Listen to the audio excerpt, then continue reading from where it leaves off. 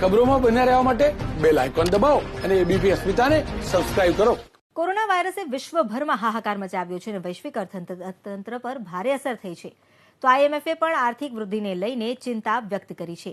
આઈએમએફનો દાવો છે કે ભારતનો જીડીપી -10.3% રહેવાનો અંદાજ છે. 2020માં વિશ્વમાં માત્ર ચીનમાં 1.9%ની વૃદ્ધિ જોવા મળી શકે છે. આંતરરાષ્ટ્રીય નાણાં ભંડોળની આ આગાહી છે. તો વર્લ્ડ બેંકે પણ આ વર્ષે ભારતનો જીડીપી -9.6% રહેવાની આશંકા જતાવી છે.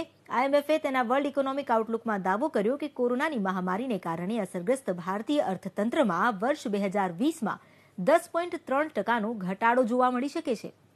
જોકે આ સમયમાં વૈશ્વિક અર્થતંત્રમાં 4.4%નો ઘટાડો આવવાની પણ સંભાવના છે. ભારતીય અર્થતંત્ર આગામી વર્ષે એટલે કે વર્ષ 2021માં 8.8%ની અસાધારણ વૃદ્ધિ સાથે પુનરાગમન કરી શકે છે અને તે ચીનને પાછળ છોડીને ઝડપથી ઉભરતા અર્થતંત્રનો દરજ્જો ફરીથી હાંસલ કરી શકે છે. 2021માં વૈશ્વિક અર્થતંત્રમાં 5.2%ની જોરદાર વૃદ્ધિનું અનુમાન છે.